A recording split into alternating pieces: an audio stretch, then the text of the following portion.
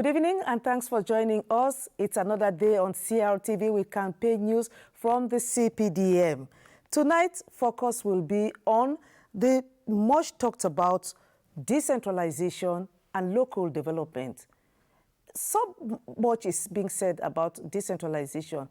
Everybody is talking about decentralization, but how much do we understand about decentralization?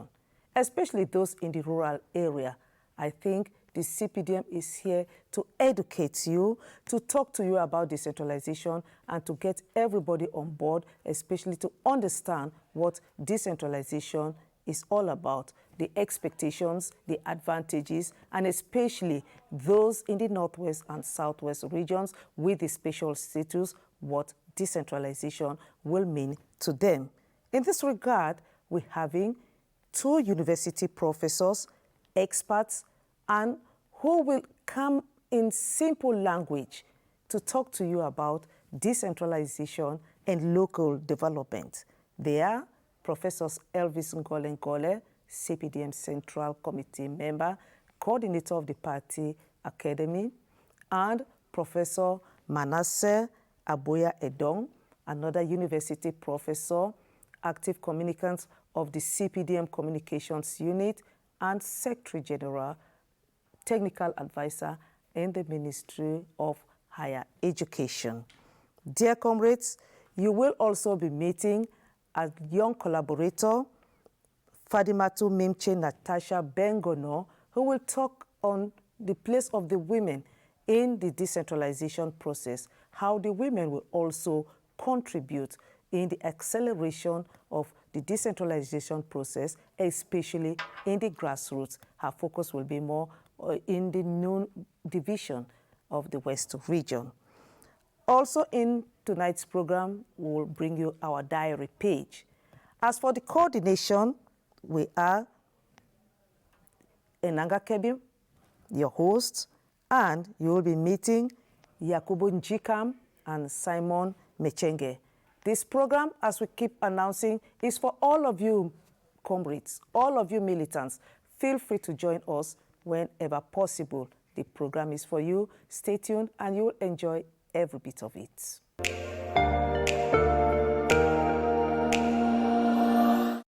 First of all, it's important for us to understand that in Cameroon, we have what we call the rule of law, or Cameroon is a state of law. The state of law. And so in Cameroon, politics and whatever political activity that we carry out, be they elections or any other form of political activity, we do so within the limits and in conformity with the laws. We believe in the law, we respect in the law. And the law says this in Cameroon. Beginning with the Constitution, Article 1, Paragraph 2 of our 1996 Constitution says, Cameroon is a unitary, decentralized state, which is one and indivisible. That's Article 1, Paragraph 2 of the Constitution. Also, in its articles, the same Constitution, in its articles 55 to 62, the Constitution also says that in Cameroon, some regions may, by virtue of their historical or cultural specificities, be given or granted special status. That is the Constitution. Now, the law.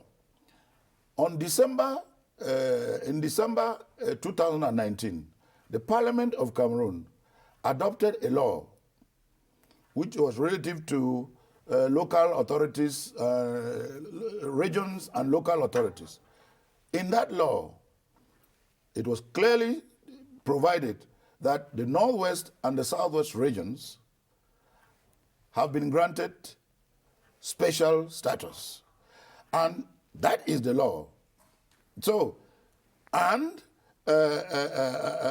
by dint of that special status, the Northwest and Southwest regions enjoy certain advantages and certain powers in addition to the powers given to them by decentralization. The question is, what then does decentralization mean to all the 10 regions and to the southwest and northwest in particular. Decentralization by definition, according to the law from the Constitution and the December 2019 law, means the following. Decentralization is the devolution or the transfer of powers or competencies and means or resources from the central state or from the national state to the local authorities, regions, and local councils. That means that by decentralization, some of the powers or some of the competencies and some of the means that were controlled by the state authorities in Yaoundé, these powers, these means will be transferred or devolved now to regions and local councils for them to be able to control and for them to manage. Which means that for the northwest and southwest in particular, and for the other 8 regions, meaning all the 10 regions, decentralization is has powerful advantages and powerful benefits that enable the citizens of Cameroon who live in the 10 regions to be able to have the powers, the advantages, and the means. In fact, the law of 2019, December 2019, says that from now onwards, after these elections, up to 15% of the national budget of Cameroon is going to be transferred to the regions and to the local councils, something which has never happened before. That means that with these elections, given decentralization, the benefits and the advantages for the regions are such that the regions and the councils will have not only more powers to manage themselves as far as their regions are concerned, but the local councils and these regions will have more monies, more means to be able to work with and to live with in ensuring to push and accelerate their development projects. So decentralization to the common man in the 10 regions means more powers to the peoples of these regions, more autonomy in the financial and local management of local affairs in these regions, direct and more participation by the citizens of these regions in their local affairs, direct participation of the citizens in the election of the leaders, their leaders. They elect their leaders in the regions and in the local councils. And in addition now, since the major national dialogue a little over a year ago, and since the adoption of the December 2019 law, and given the political will and the political commitment and vision of President Biya, the Northwest and Southwest will, as 2 regions, will enjoy additional powers, additional advantages, and greater autonomy to be able to manage the affairs in their 2 regions as they want. And of course, within the limits and in conformity with the laws of the Republic of Cameroon. Because decentralization is a transfer or a devolution of powers, advantages, benefits, and means. But in the exercise and management of these powers, these benefits, and these means, you have to take into consideration the fact that regions and local councils are an integral part or components of the nation or the state of Cameroon. And so whatever these new authorities in the regions and the local council will be doing, whatever powers they may have, whatever benefit they may have, in promoting their local and regional development, they have to be conscious that they are part and parcel of Cameroon. They are a part and parcel of an integral part of a unitary, decentralized state of Cameroon. So that this does not separate them from the national government? No, this does not separate them in any way from the national government. This does not give them any powers to separate either. This does not give them any powers to compete with or to rival the national state, meaning the central state, because they are a component of the state of Cameroon, and the state of Cameroon is there as the overall umbrella for all the regions, the 10 regions, and for all the 360 local councils working together in a sort of complementary manner, harmonious manner, collaborative manner, so that together these new authorities in the regions and the councils will have the powers, the means, the autonomy to accelerate their local and regional development with the support of the state of Cameroon. The state of Cameroon is there, and that's why even the representatives of the state of Cameroon in the regions and in the divisions and even in the subdivisions, they are not there to block the local authorities or to delay their development. They are there to facilitate. They are there to help. They are there to advise, to ensure that... Like the governors. Like the governors, like the prefects, like the sous-prefects. Their job is to be there as representatives of the state to make sure that these regions, these regional authorities and local authorities are managing and exercising their powers, their new autonomy, and the means they've got in a way that makes Cameroon a better Cameroon, makes Cameroon more united, more prosperous, and more decentralized, more diverse, and in peace and in unity. In short, what you are saying is there must be that perfect collaboration and harmony between the local authorities who are now to be elected and their mayors and the state authority. The state authorities who are there. So the state authorities are there permanently as representatives of the national state, of which all the councils and regions are a part, because all of us are part and parcel of a unitary state. One Cameroon. One Cameroon and indivisible. But the components, because the Constitution requires so, and the president, in his political will and vision, requires that decentralization should be effective and should be accelerated. He has decided that these components, the regions and the local councils, with the new powers I've given them and the authorities that the people themselves in these regions are going to elect, these components of decentralization have now local and regional powers to be able to accelerate their local regional development, whether they want to construct a bridge, to tar a road, or to build even a dam, or to set up regional and local industries, or development center agencies. They are free to do so as long as they do so, ensuring that what they are doing is to promote unity, peace, and the development of Cameroon, because they are part and parcel of one and indivisible, decentralized, unitary Cameroon. That is just well and good. In other words, from now onwards and with these elections, regions will be new centers and new poles of local democracy and local governance, local development, and local administrations. So we are having a new centers of power, which are a kind of, through decentralization, there are new centers of power, which are all component centers of the national power or the national state.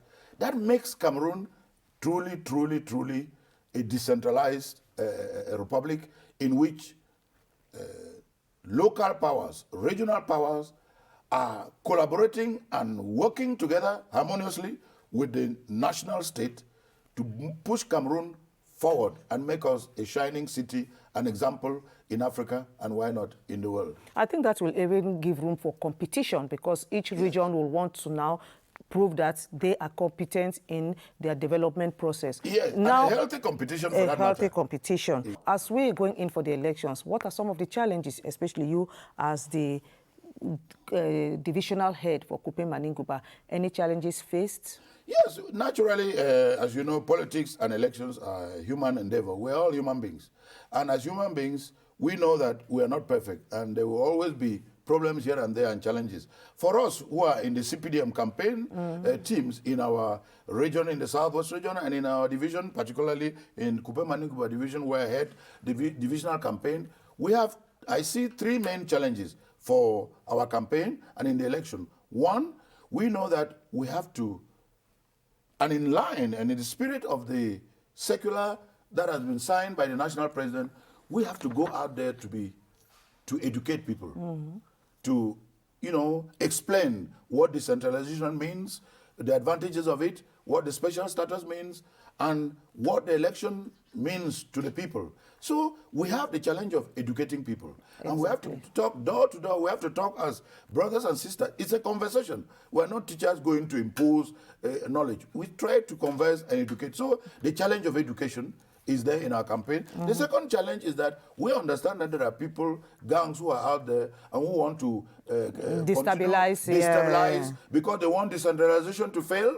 They also want the special status to fail. They also do not want, there are people out there who do not want the people of the Southwest and Northwest to enjoy the benefits of decentralization and to enjoy the benefits of the special status. They want it to fail. And so they intimidate people, they kidnap people, and they threaten people, and so forth and so on. Our job is to try to assure people, working with the administration, working with the security services, working with the traditional leaders, to try to let them know that it is not in the interest of anybody to be violent or to destroy or to kidnap.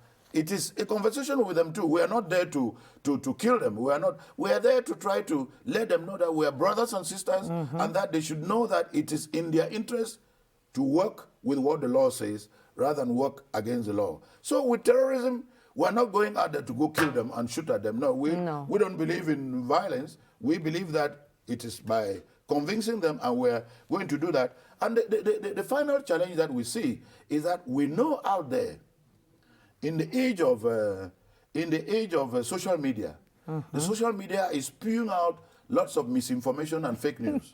They're out there, they tell lies, they say things which are not true, they say things which have nothing to do with facts. They spread mistruths all over the place, and our job is to state the facts, to tell the truth, and to let people know that I cannot lie to my brothers, I cannot lie to my fellow citizens, I cannot lie to my sisters.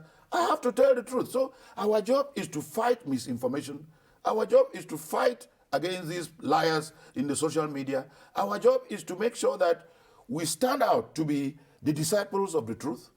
The disciples, we are honest citizens. We are a party that is a party imbued with a sense of responsibility. We are a party imbued with a sense of mission. We are a party imbued with a sense of opening. We are a party imbued with a sense of the republic. In the spirit of the republic, we are supposed to be each other's keeper.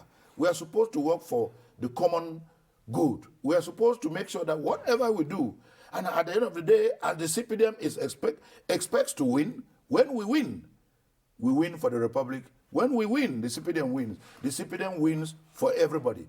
Even the CPDM's victory will be the victory even for those who are carrying out misinformation. The CPDM victory will be a victory even for those who are still out there taking guns. The CPDM is for those who are even against decentralization and the special status, because the CPDM is the party for everybody, by everybody, of everybody, a party for the common good. And we hope that everybody will understand why the CPDM has to win in these regional elections, because the CPDM is the party of the republic.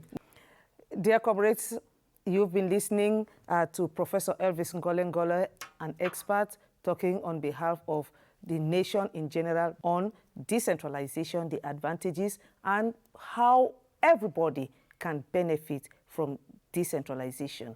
And he emphasized the will of the head of state, his good and clairvoyance for the people of this country, his goodwill, his faith for Cameroonians. So elections are never won beforehand. Take it seriously.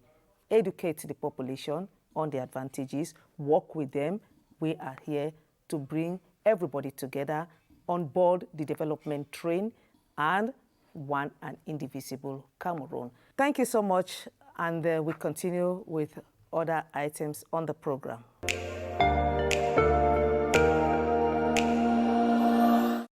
Merci, camarade Nangakebi. Bonsoir, professeur Aboya Manassé.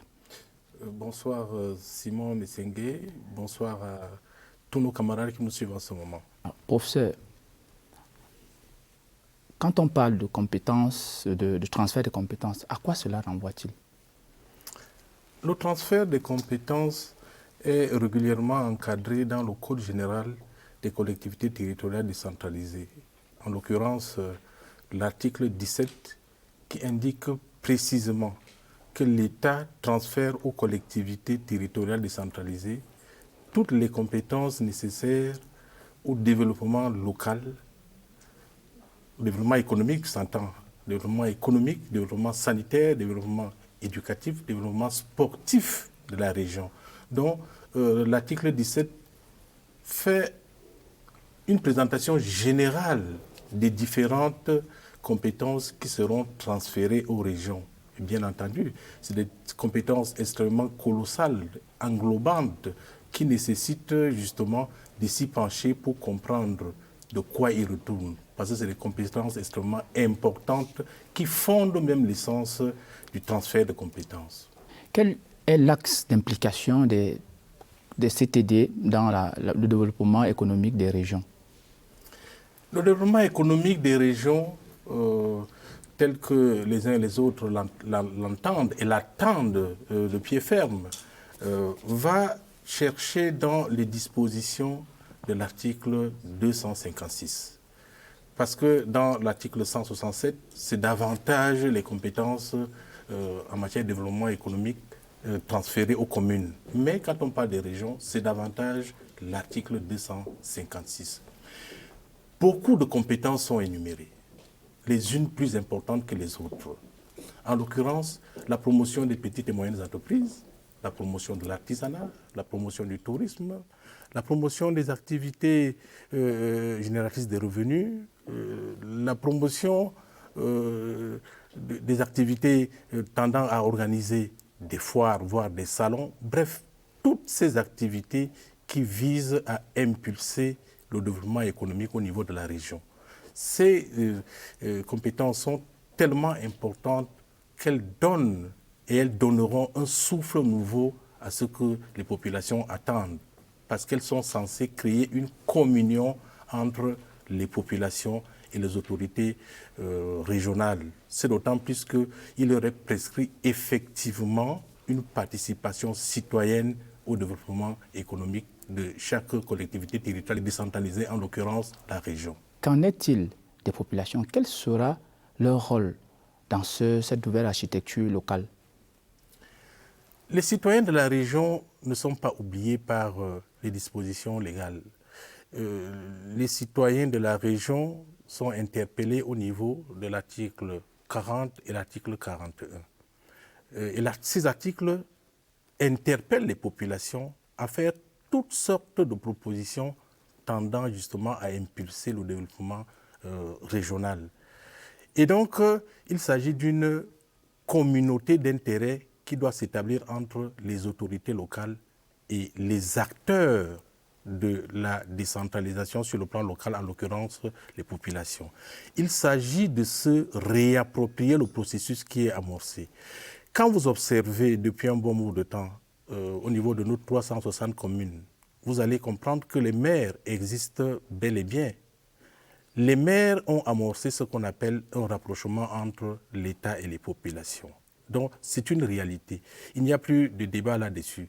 Nous allons maintenant monter d'un cran pour que les populations comprennent que la phase de complément qui est attendue au niveau de la région concerne un degré encore beaucoup plus supérieur, beaucoup plus important, pour lequel les populations ne doivent pas rester en reste. Donc, elles sont concernées et doivent participer par tous les moyens à un processus de réappropriation des compétences qui ont été transférées.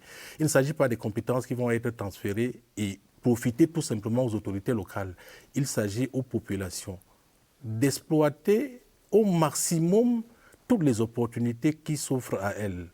En l'occurrence, l'un des aspects les plus importants dans le développement économique, c'est l'entrepreneuriat. Quand vous prenez seulement l'entrepreneuriat, et vous comprenez pourquoi il est l'épine dorsale de la stratégie nationale de développement. Parce que c'est l'entrepreneuriat qui doit permettre de créer des entreprises en exploitant les opportunités locales, en permettant aux uns et aux autres d'exploiter au maximum les opportunités qui s'offrent sur le plan de leur circonscription régionale. Et quand vous comprenez que le Cameroun est un pays agricole, alors vous pouvez deviner l'immensité des opportunités qui va se présenter aux populations pour pouvoir exploiter tout ce qui est en leur possession. Surtout que dans les attributions, dans les compétences transférées, il y a des possibilités justement au niveau de l'agriculture, de la pisciculture, de l'artisanat. Bref, il y a un gisement d'opportunités qui ne reste qu'à être encadré par la population dans le cadre de la région, surtout que la région a donc pour rôle cette impulsion du progrès social et économique de cette circonscription territoriale. Professeur, quel est votre message à l'endroit de ces populations? La décentralisation a été pendant plusieurs années la demande sociale majeure. Les populations ont réclamé la décentralisation. Et la décentralisation leur a été régulièrement offerte par le président de la République. On a donc mis en place d'abord les communes et ensuite la région. Donc, ce n'est plus un discours politique, c'est une réalité. Ce que les populations ont demandé leur a été donné par le président de la République, le camarade président Paul Biya. Il s'agit tout simplement de se réapproprier ce phénomène parce que c'est un phénomène qui est donné aux populations. Ce n'est plus le sous-préfet ou le préfet qui va gérer les intérêts locaux, c'est davantage un fils de la région qui va être président du conseil régional. Et donc, les populations doivent lui faire confiance parce qu'avec son équipe, il s'agit d'encadrer, de structurer tout ce qui concerne les intérêts au ras du sol des populations.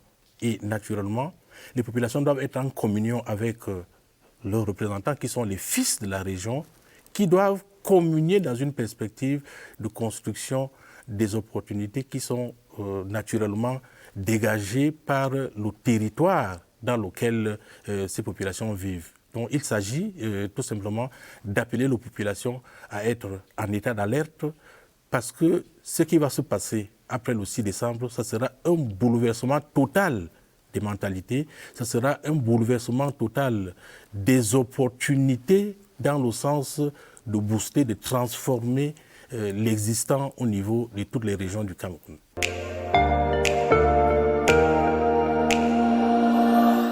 Bonsoir, Natacha Mimche Bengono.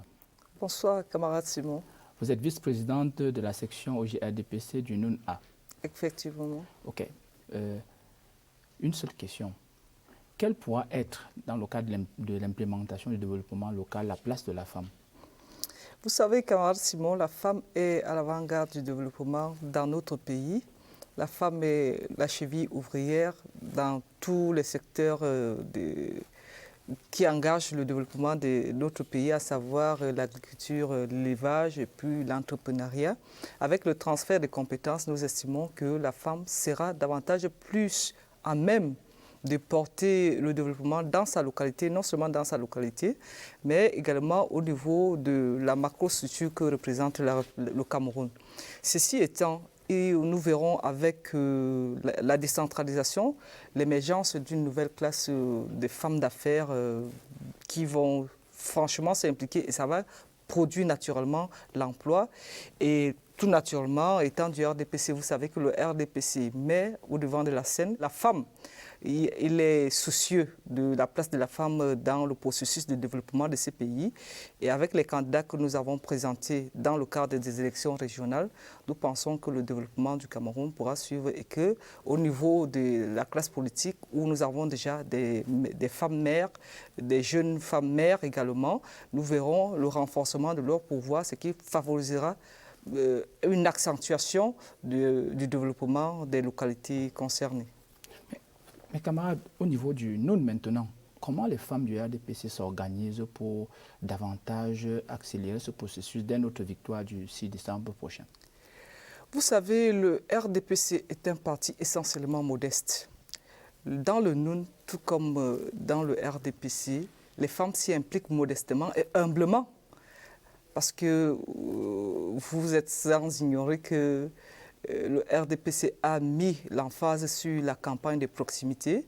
Non seulement les femmes, mais tous les candidats sont impliqués dans la campagne. Ils font une campagne assidue de proximité. Et nous espérons qu'au soir du 6 décembre, le RDPC dans le NUN chantera à l'unisson l'hymne de la victoire, comme partout ailleurs. Merci, camarades.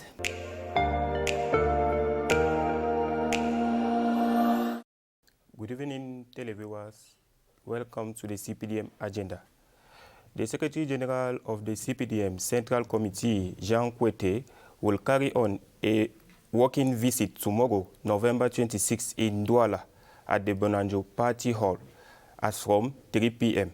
For this solemn occasion, all the municipal councillors are imperatively invited for this working session.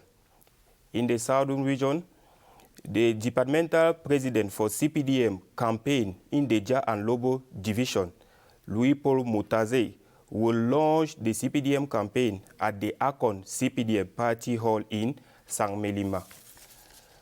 In the Far North region, the Diamare division, the departmental commission and subdivisional commission have scheduled their joint outings in Marwa for today. Still in the Far North region, the Mayo Chanaga Divisional Campaign Commission will today be in Bura and in Mogodi, held a meeting with the municipal councillors. We recall that yesterday, the Subdivisional Campaign Commission of Douala 5 launched the campaign for the CPDM. This ceremony was presided by Dr. Mbesa Jean Roger, CPDM Mayor, City Mayor of Douala. Thank you for watching. Dear comrades, that does it with tonight's edition of the program with the CPDM. I trust you enjoyed every bit of it, especially the explanations with our experts on decentralization and local development. Well, that's not all. We will keep emphasizing on explanations, advantages, what decentralization is all about, even after the elections. But as a reminder, your best bet come December 6th is the white ballot paper with the CPDM emblem on it. That is, you have the CPDM written on the ballot paper and the logo of the party. Don't miss it. This is your best choice, the choice for your development, the choice for the decentralization process, and of course, the choice for every Cameroonian. That's why we're inviting even those of the opposition, the councillors, join the CPDM and make the country a better place, a decentralized state for everybody. Good night and see you same time tomorrow.